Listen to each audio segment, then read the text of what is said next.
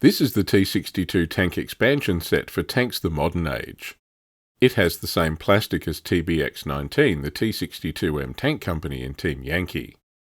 These tanks expansion packs are a good way for me to be able to buy single tanks to review, much cheaper than having to buy a whole box of 5. I bought this one from Tactics in Western Australia. The T-62 was an attempt to get a bigger gun into a slightly expanded T-55 chassis. The original concept was to mix companies of T-62s into T-55 formations to give a heavy armoured punch. It was never a real success, and Russia went on to develop the T-72 and T-64 tanks to replace them. T-62s were widely exported. Let's look at what you get in the tank's clamshell blister. There's one plastic T-62 tank, one T-62 and one T-62M game card, a hero card, 2 crew cards and 2 upgrade cards.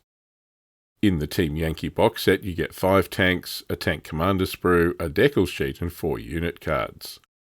The cards are a T-62M battalion and company card, as well as a Red Banner Motor Rifle Division formation card and a movement orders card.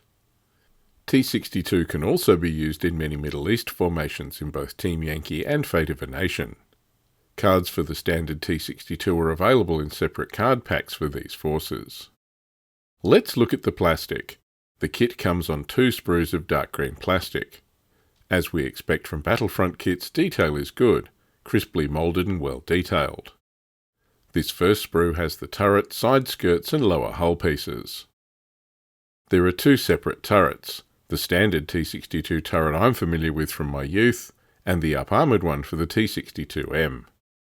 The added cheek armour on the T-62M turret was jokingly referred to as Ilitch's eyebrows, a reference to Soviet Premier Leonid Brezhnev. The loader's hatch is moulded closed with a mounting for the 12.7mm AA machine gun. The separate commander's hatch has parts to be built open or closed. I'm most familiar with T-62s without any side skirts, but the kit includes 2 different types. The one seen here is the rubber bazooka skirts for the Soviet T-62M, while the sawtooth edge skirts on the next sprue are for upgraded Iranian and Iraqi T-62 tanks. There are 2 separate front hull inserts here, one for the standard T-62 and an up-armoured version for the T-62M. The second sprue has tracks, upper hull, the alternate side skirts, main gun and stowage. Tracks are one-piece parts with tracks and road wheels moulded together. This will assemble quickly. Track detail is a bit simplified, but this is a good trade-off for ease of assembly. Road wheel detail is good. The upper hull has good detail with plenty of engine grille and stowage boxes represented here. The external fuel drums are a single piece. This will avoid issues lining them up as separate parts.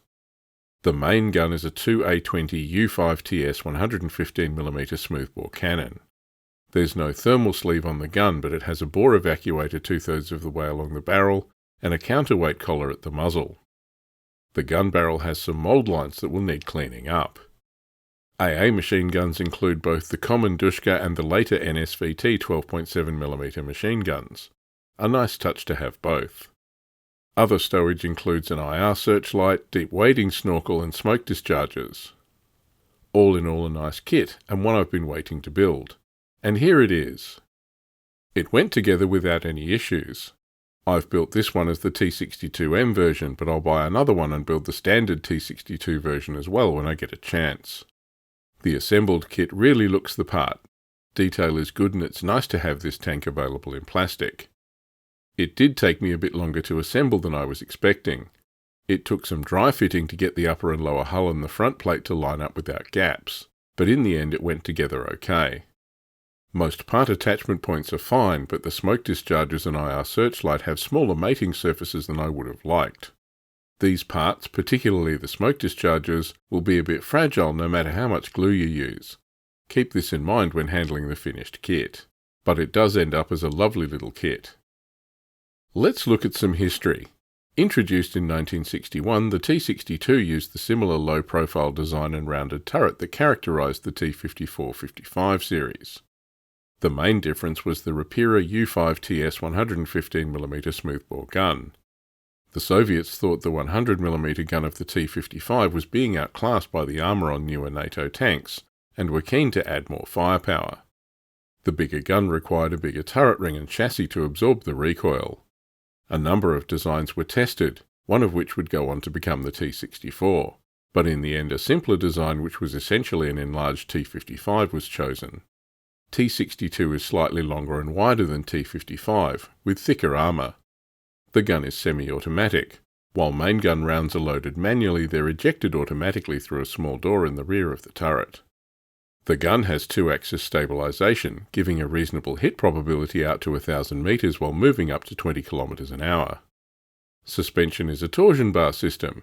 The arrangement of the torsion bars had to be changed to accommodate the new turret, which is why T-62 had a different road wheel spacing than the T-55. The 4-man crew is the driver, gunner, loader and commander. Initially, T-62 didn't have an AA machine gun, but as the threat from anti-tank helicopters emerged, a 12.7mm gun was fitted to the loader's hatch. T-62 shares many of the issues of the T-55. This includes a cramped fighting compartment, issues with fuel and ammunition stowage and vulnerability, as well as limited depression of the main gun. The automatic shell ejection mechanism also opened the turret during combat, not an ideal solution from an NBC contamination standpoint.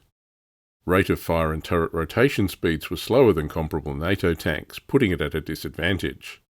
Accuracy was also poorer at ranges beyond 1,500 metres, although this is actually not a serious issue over average European engagement ranges.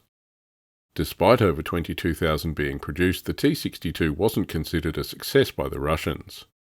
Ammunition improvements for the 100mm gun by 1968 gave the T-55 comparable performance at half the price. Many Warsaw Pact nations didn't feel the T-62 performance justified the price tag. However, T-62 was exported widely to Africa and the Middle East. North Korea produced them under license. T-62 was modified extensively in service. Upgrades included a laser rangefinder, improved optics and night vision, along with a ballistic computer. T-62 was also modified to fire the AT-10 Stabber anti-tank missile. Armour was also improved with both active ERA and passive systems. Passive upgrades added the side skirts, front hull armour and horseshoe blocks for the front of the turret. These were nicknamed Ilyach's eyebrows after Soviet Premier Leonid Brezhnev. So while these tanks were upgraded and remained in widespread service, they were quickly overtaken by the next generation designs like the T-72 and T-64 in Russian frontline service. Let's look at the T-62 on the tabletop. I know I'm reviewing the tanks kit, but I want to cover the Team Yankee stats. I'll look at the Tanks the Modern Age stat card in a separate video. This is the unit card for the Soviet T-62M from Team Yankee. In the game's timeline in Europe, these were most likely to be found in Reserve Category 2 and 3 units, most likely serving with motor rifle formations. Immediately you can see some of the upgrades, with the bazooka skirts and the infrared rules. Bazooka skirts were added over the road wheels and give side armour 10 against heat warheads. Infrared night sights allow you to roll 2 dice for night visibility and choose the highest score. Courage is 4+, and skill is 5+. These are fielded by reserve units after all. Morale is the usual Soviet 3+, and remount is 3+. This gives T-62 units a good chance of rallying if bailed out. Assault is 5+, and counterattack is 4+. While you could assault with these tanks, it would prove a bit dicey. No pun intended. T-62's a hit on 3+, pretty standard for Soviet tanks. Front armour is 14, side is 9 and top is 2. Front armour is up from 13 in Fate of a Nation, but this is significantly lower armour than the more modern Soviet tank designs. In fact, protection is comparable to the T-55AM2. Tactical move is 10 inches or 25 centimetres with a terrain dash of 14 inches or 35 centimetres. Cross is 4+, again a tank you'll want to keep out of difficult terrain if you can. The 115mm 2A20 gun has 32-inch or 80 centimetres range, moving and halted rate of fire of 1, AT-21 and a 2+ firepower. These are comparable gun stats to the T-72M. The gun is brutal, meaning infantry and unarmoured tank teams reroll successful saves. The laser rangefinder means no to hit penalty when engaging targets over 16 inches. T-62 can also reach out even further with the optional AT-10 Stabber tube-fired anti-tank missile. Minimum range is 16 inches or 40 centimetres, out to 48 inches or 120 centimetres. It can only fire while halted, with a rate of fire 1, AT-21 and 3+ firepower. The missile gets the guided and heat rules. This useful addition would make these good long-range snipers, or use the guided capability to engage enemy attack helicopters. There are no surprises with the stats for the 12.7mm AA or the 7.62mm machine guns. The HQ T-62 tank is 3 points. Companies range from 5 points for 3, that's 1.7 points per tank, up to 29 points for 10 or 2.9 points each. The sweet spot for balancing points and numbers appears to be in the 5 to 7 tanks per company range. It costs an extra 2 points to give all tanks in the company the Stabber missile. So the T-62 is an interesting option. Given it has comparable armour to the T-55 and a gun to match the T-72M at a pretty low points cost, it makes a lot of sense. Sure, the lower armour means they're vulnerable to a lot more of the NATO anti-tank arsenal, weapons that struggle against T-72 and T-64. You will lose them, but you can put a lot more of them on the table to start with, and until they're gone, they push out significantly more damage than a T-55 swarm. Although it took a while to assemble, the T-62 is a nice little kit, and it can be built with several options. I was very happy to see it end up included in the Team Yankee product range. It has good detail and generally the solid engineering we expect from modern Battlefront plastics. But the big surprise is that it looks like it might be a serious option worthy of using on the tabletop. A delicate balance of less armour but good gun at the low points cost makes this a viable tank. So you can charge them like a swarm or use the optional missile to snipe at long range if you can get good fields of fire. Used thoughtfully, the T-62 could give opponents a nasty surprise if they're not prepared for them.